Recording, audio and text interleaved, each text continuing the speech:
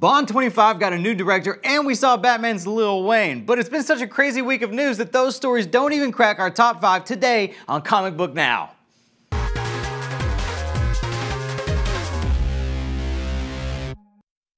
What's up, guys? I'm your friendly neighborhood host, Chris Killian, and with me is my sparkly sidekick, Mighty Morphin Matt Mueller. Matt, how are you doing today? 5 seconds in? Oh, jeez. I'm doing good. No, I'm doing good. Yeah? So how did you feel about seeing Batman's Robin? That was good, yeah. It's very well lit. Yeah. Well, yeah, I felt like it was it's pretty unrealistic, to be honest. Because a couple reasons. Caves are cold.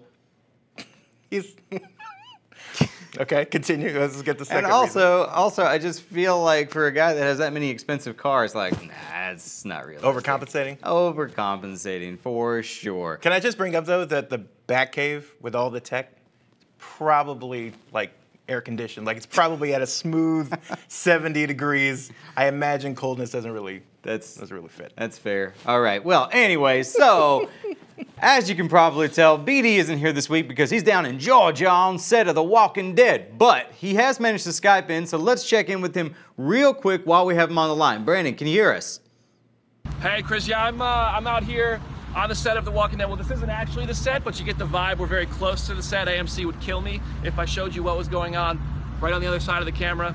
No go. I signed NDAs. Can't do it. But it's hot as hell in Georgia. Okay, I'm sweating.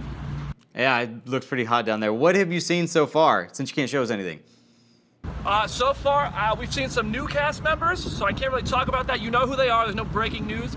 But we've seen some new cast members in action. They're shooting episode 9/12 right now, so this won't air until 2019. But we will get to talk about some of the things tonight, maybe, or tomorrow morning when I get to my computer. But for now, a lot of the stuff is being held because it's very spoilery. So who have you actually talked to? Actually, it's been so far. We've talked to Angela Kang, the new showrunner. She is awesome. I think what she's doing with the show is tremendous. I actually wrote a review this morning. I saw the first 3 episodes of season 9. They're so good. It feels like the old show again. And I told her that, and she's just filled with enthusiasm, which is so cool. But I also talked to Jeffrey Dean Morgan, talking to Norman Reedus, Melissa McBride, Denai Guerrero. You know I'm going to throw an Avengers question in because I have to. But it's been really cool because this cast has been, a lot of these people we're talking to today have been around for a long time with the exception of Jeffrey. So it's really cool, man. It's a cool set. It's hot though. It's hot as hell out here. I'm sorry, hear all those names you just dropped. No, seriously, what everybody else wants to know is what is it like without Rick there? Yeah, man, this show without Rick, it's kind of hard to imagine, right? We've been doing this for 8 years. We're only getting a few episodes with Andrew Lincoln. The vibe is very different, man. I mean, I've been on this set several times before. Andy has always been the leader here. So it's kind of weird, but I feel like everybody's very optimistic. Everybody has a lot of enthusiasm. And it seems like there's not just one person trying to fill in for that role of Rick Grimes. There's multiple people stepping up. There's a lot of cast members stepping up. And Angela Kang has really cool plans from what she told us, some of which will be on the site today and tomorrow, some of which we'll have to hold. But it's definitely different, but I think based on what I'm seeing, they're doing the best they can without Rick. There's other cast members who obviously aren't here as well. It is The Walking Dead after all. But I don't know, I guess we'll have to wait and see how the show pans out once he leaves. Well, thank you for updating us from the set, Brandon. I will see you later, Sugar Britches. All right, guys, thanks for having me. Have fun on the rest of Comic Book Now, Chris. That BD. All right, up first, news. Guys, fans have been waiting for some time to see Captain Marvel in action. We finally got our wish 2 days ago when Marvel released the very first trailer, giving us a solid peek at Carol Danvers in action. If you're like me, you've probably already seen this trailer like 30 or 40 times, but even still, you might not be completely aware of what you're seeing, so I actually whipped up a video where I broke down some of the best scenes shot by shot in the trailer that gave us insight into next year's Captain Marvel. Check it out. Woo woo! We've waited a long time to see Captain Marvel's MCU debut, and after rumors, news, and set photos, we finally got the first official trailer for the much-anticipated movie courtesy of Good Morning America. The new trailer not only showcases Brie Larson as Carol Danvers, but we also got a glimpse of some new faces along with some very familiar faces as well. What's up, guys? Chris Killian here, and let's break down the big moments from Captain Marvel's first trailer. If you didn't know that Captain Marvel is set in the 1990s, it should be pretty apparent now because the trailer begins with her falling from space and crashing through the ceiling of a blockbuster video, a relic from a simpler time. God, I miss those. Immediately, a familiar voice narrates and tells us that war is a universal language, and after witnessing a few shots of Captain Marvel in action, we see her come face to face with a much younger, two-eyed Nick Fury. We know the film will follow Carol Danvers as she becomes one of the universe's most powerful heroes as Earth gets caught in the middle of a galactic war between two alien races. Now we also know that while she suspects she used to live on Earth, she also doesn't trust her memories. We get our first look at Jude Law, who we originally thought was Mar-Vell, but now we're thinking he's Yon-Rogg. We see another shot of the Skrulls. We get this awesome moment when Captain Marvel wallops a sweet old lady in the face. Can we rewind that? Does Captain Marvel hate the Golden Girls? No way. The likelier suggestion is this sweet old lady is actually a Skrull in disguise. We also see Ronan the Accuser getting obliterated by the hand-holding Guardians of the Galaxy, along with a younger Agent Coulson, the infamous beeper from the post-credit scene in Avengers Infinity War, and we actually get to see Captain Marvel's Mohawk mask, which looks pretty amazing, I can't lie. And of course, it couldn't be a superhero movie if we didn't get a good shot of Captain Marvel balling up her fist, hopefully preparing to punch another senior citizen. The trailer ends with Captain Marvel powering up, possibly with her binary powers, ready to go nuclear on some unfortunate soul, and all in all, Marvel delivered with a pretty epic debut trailer. How excited are you guys for Captain Marvel now that you've seen the trailer? Tell me in the comments or tweet me at Chris Killian, and thanks for watching.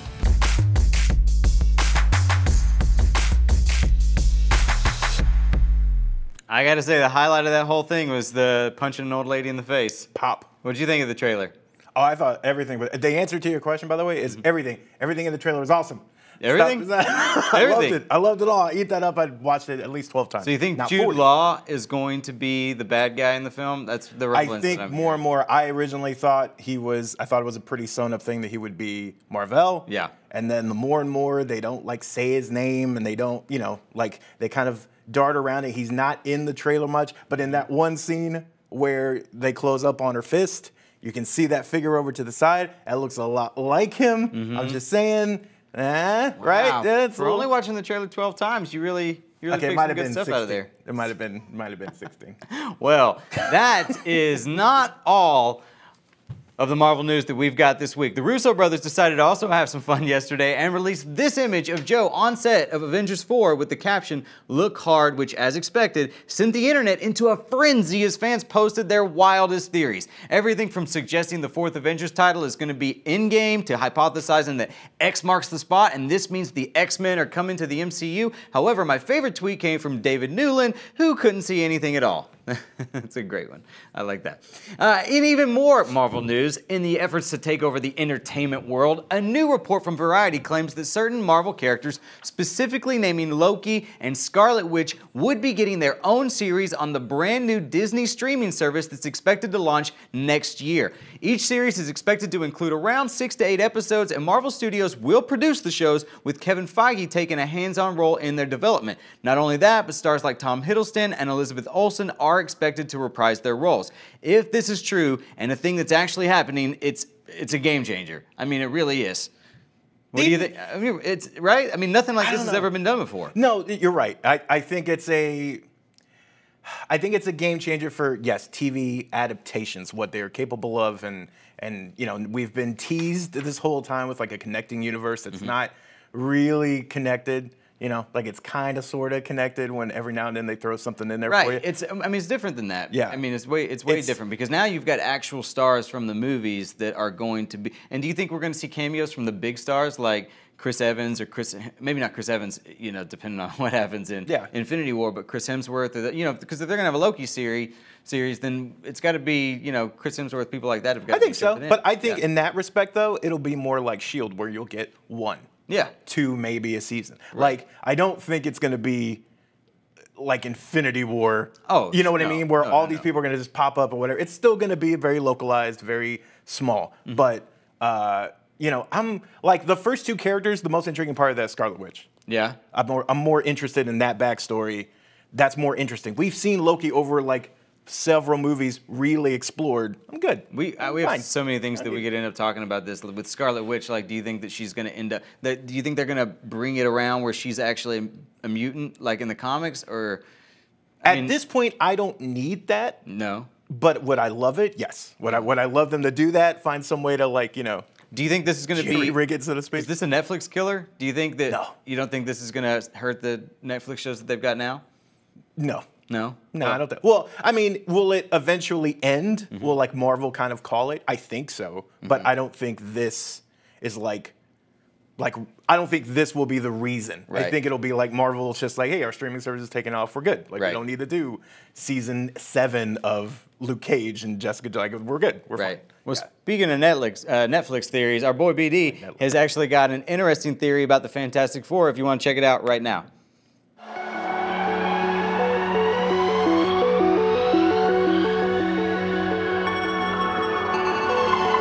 A major tie to the Fantastic Four, the Marvel Cinematic Universe, arrived in Season 2 of Iron Fist. The Netflix series made a reference to Marvel's first family in the 6th episode of Season 2, and it's not the first tease of an MCU future for Fox characters.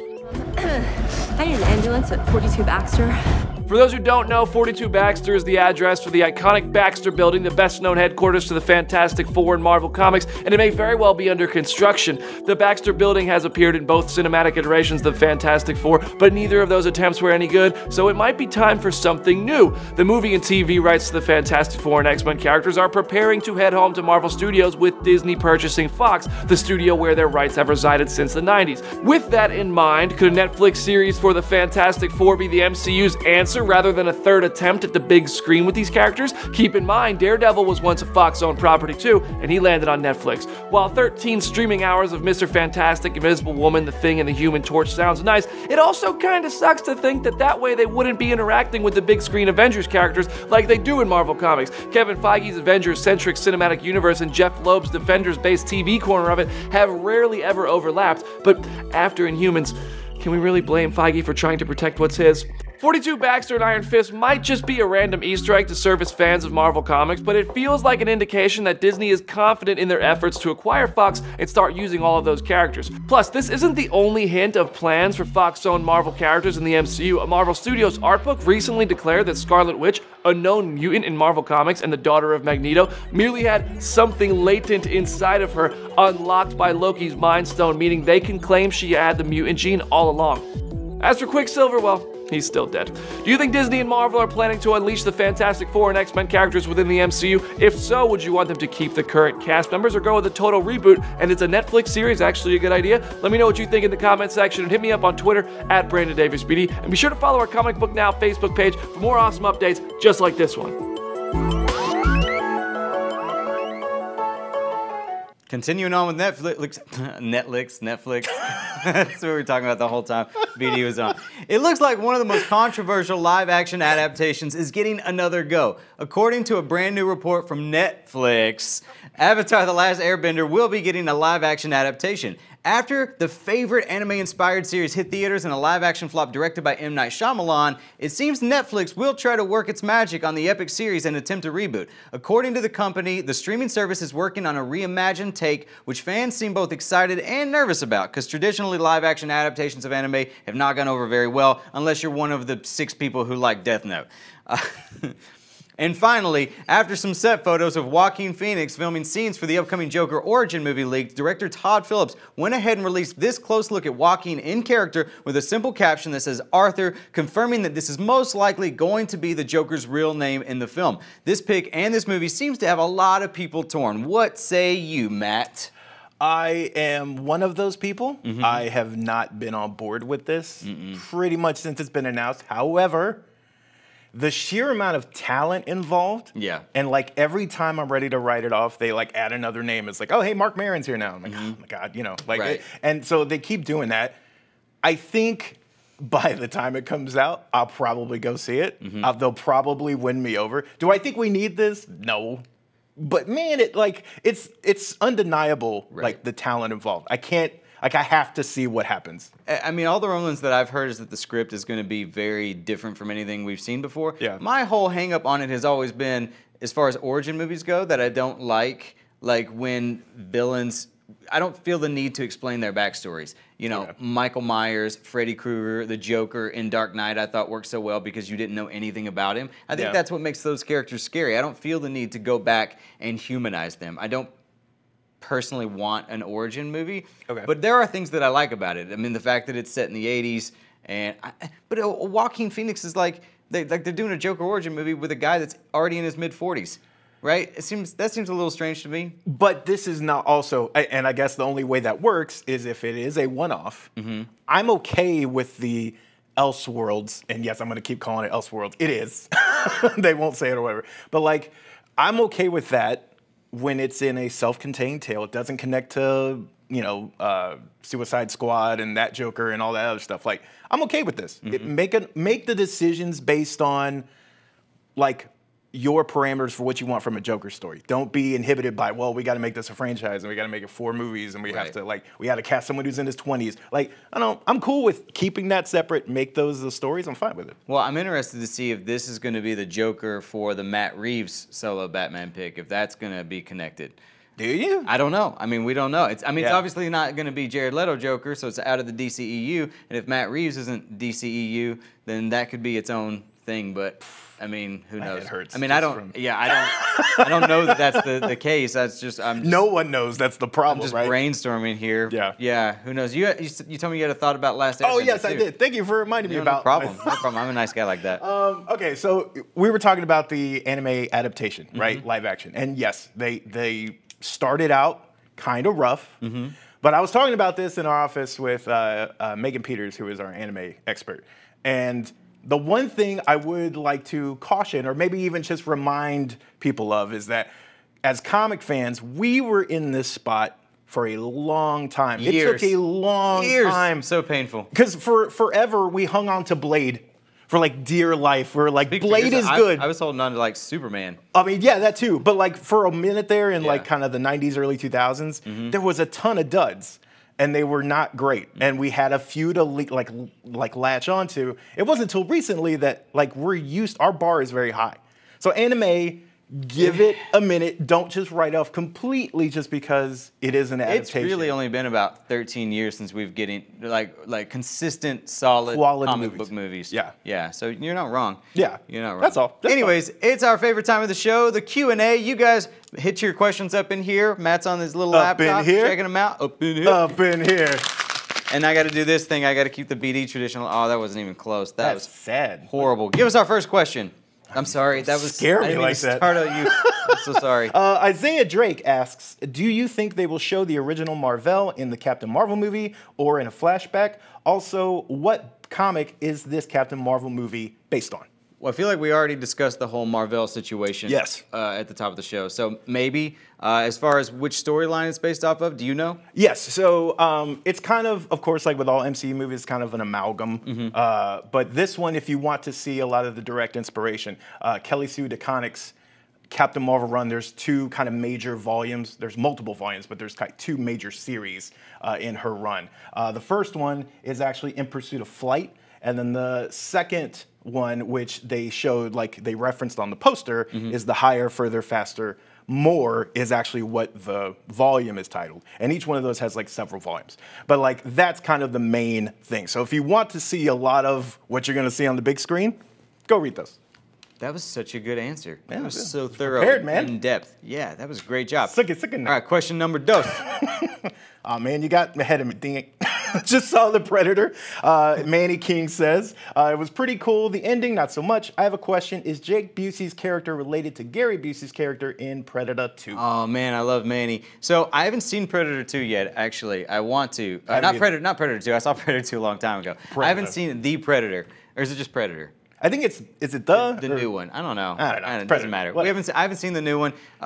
So a great way to find out is to go over to IMDb, and if the characters have the same last name, then they're probably related. It is actually true, by the way. Is it? It is actually true. They are. Oh, he went and did the research. So they actually had is Jake Busey? They had him come on and do like a short role, and it was pitched to him as, hey, we can't even like pay you. We don't have like the budget to do it, but like, will you come and shoot as Busey's son in that universe? So it actually is his son in the universe, and awesome. Played by Busey's son. Yeah. What? Mind blown. Well, there's no way that the teeth on those guys, it's genetics that could not be a son, right? Let's be honest. Let's go to the next I'm question. not touching that, man. Just teeth. Reese Williams asks, if the Cavill situation is final and he's done for good, do you think it would be a huge kick in the teeth to WB/DC if Marvel Disney were to hire Cavill as Captain Britain? You have to say it all proper, like Britain. Yes, Captain Britain. So the short answer is yes, it would definitely be a kick in the teeth. I don't know that Marvel would hire Henry as just to hurt Warner Brothers. I mean, he's a quality actor, so if they bring him over, it's going to be because he's good for the part. However, I highly, highly doubt that Henry Cavill is going to be interested in jumping ship from DC playing Superman to going to Marvel playing Captain Britain. Yeah, it kind of does seem like a step. Now, Reese, I know you're British, so I apologize if he's a way bigger deal over there, but over here, we don't. Captain But he Britain. could be. I would just like to say the potential is great. No, it's true. And Cavill could pull off the part. And Marvel is really good at taking their second-tier characters and beefing them up. I mean, 10 years ago, we were all like Iron Man. They're making a movie about Iron Man. Yeah, Iron Man was well, he wasn't a D-list in the comics, but Not a D-list. he wasn't a. He was not somebody that you make movies about. I have a pick for if Marvel were to do like what DC's doing with the Joker origin movie and like do this set to the side, age doesn't matter, just pick the perfect people for the part.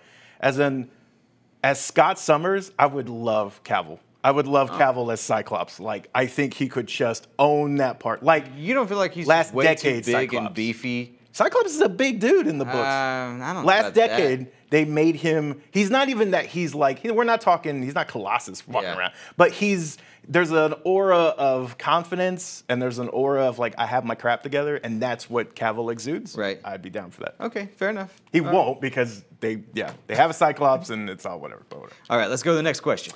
Angela Lopez asks, is it a coincidence that the big white spider on the spider suit in the PS4 Spider-Man looks like Venom's symbol, or am I completely off base? Oh my gosh, you are completely off base. What are you thinking? No, it's I don't think that they have anything to do with one another. I mean, you've played the game, right? Mm-hmm. I don't want to be too not as much as you. But. I don't want to be too spoilery here, but I'm pretty sure that the symbiote is going to be a big factor in the sequel. Yeah. So it doesn't really have much to do with this game. So I think that the white symbol is just a. I think it looks cool. It looks cool, but I think it's just a coincidence.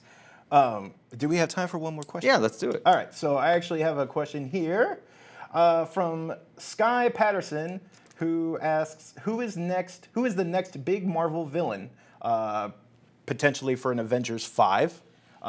Threw out a few names here: Kang, Hela, Doctor Doom. Any thoughts? I actually think, I mean, if by the time Avengers 4 wraps up, I am thinking that it's either going to be, if we're not, well, it depends on if we're going to Skrull invasion or not. Yeah. Yeah, so that's a big one. If not, but as far as like just the big main villain that we're going to have, similar to like a Thanos, I think it's going to either be Galactus or it's going to be Doctor Doom. Oh, do you think they're going to do Galactus? I think they're good. Yeah, I think that they're. I mean, I don't have any proof of that. No, but I'm saying like. But now that Disney has acquired Fox and they're going to bring. But would you want Galactus? Like you want them to do it? Oh yeah, I would love. I'd love for that. I would want Doctor Doom. I would love Doctor Doom as well. Because even if you do a Skrull invasion, you do Secret Invasion, you could still like work that dude in somehow to make him play a part. You know, much like Thanos. All these other dominoes fall, but then it's like, oh, he's behind it. Yeah. Doctor Doom can play that part. I mean, he can do that role. And you tease him over like 4 movies. It's going to be interesting to see if they take another decade to tease somebody along the way they did Thanos. You think it would work? I don't know if we'll ever see that again. I mean, I think it would be great if they did. That'd be kind of cool. Yeah, but then we say that, and I agree. I think it would be cool. I think that would actually be a smart way to play it. But then you're going to get every like person like, no, you did this already. They're just copying what they did before. But part of me doesn't want them win. to. I don't want them to have the big villains every decade because, you know, eventually I'm going to die and there's going to be somebody that I don't get to see. So I don't want that either. So. Wow, that's morbid. I know. Way to end the show on such a sour note. I'm sorry. Lord. You sure you don't want to ask any more questions? We're out of time. Guys, make sure you follow Matt Mueller on Twitter, at Matt Mueller, right? At Matt Mueller CB. At Matt Mueller CB. I'm at Chris Killian. You guys, thanks so much. Join us here next week. Bye. Deuces.